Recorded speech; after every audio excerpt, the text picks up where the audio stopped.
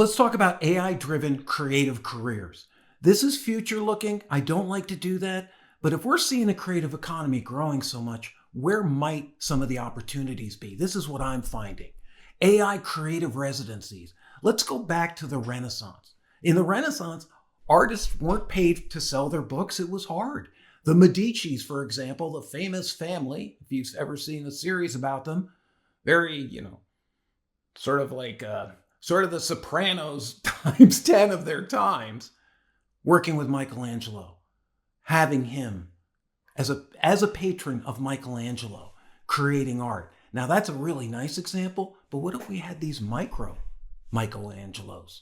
This ability to distribute this knowledge and creative residencies where this creative person and their domain would come in for 3 months, 6, 12 months, maybe hired in-house from bigger companies to help their training from a point of view that is different than just engineering and output driven, while understanding the engineering and how the output is driven.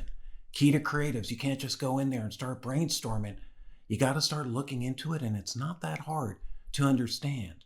For example, if I want to put a book out on AI, I ask this question: how can I output a 200-page book? Could I prompt this out like other people are claiming an entire work? Is it possible?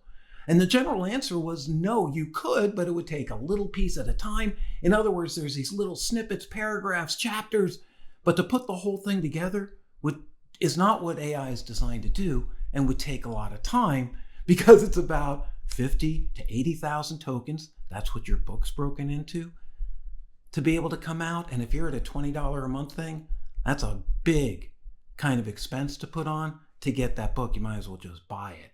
So the idea that it's helping AI defeat creativity, I don't think is the right way to approach it. Certainly not for this episode, because a creative residency allows you to use your creativity, and you can start applying this to small nonprofits, small businesses. There's all these people who are so lost on AI, and so few are helping them.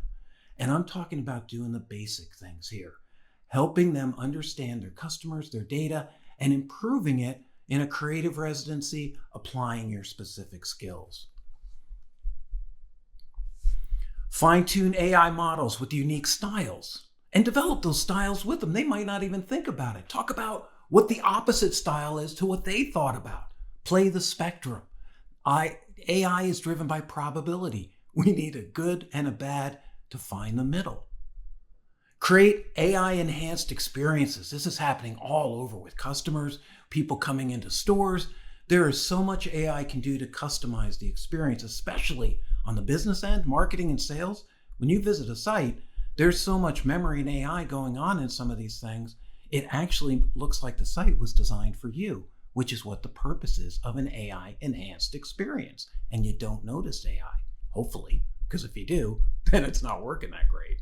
Another career, AI agent definers and designers. Everywhere, it's so funny. The marketers have taken over AI agents. Last year, to many of us in AI, that was really the rise of AI agents that now are coming out and people are being able to use them. Great.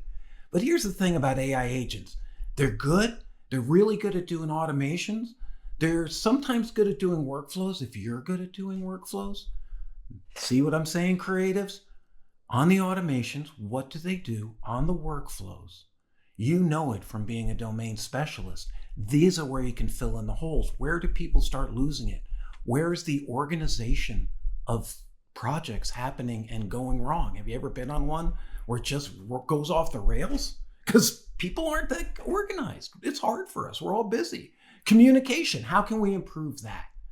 See, this isn't programming. It's creative direction for acquired AI behavior, but you need to know a little bit how this works. Take some classes.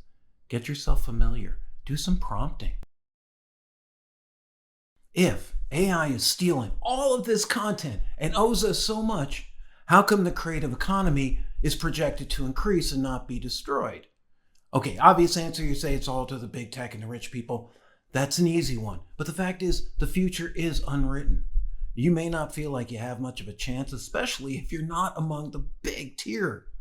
Authors, publishers, writers, artists. Now, if you're building, I want to show you some paths that might help you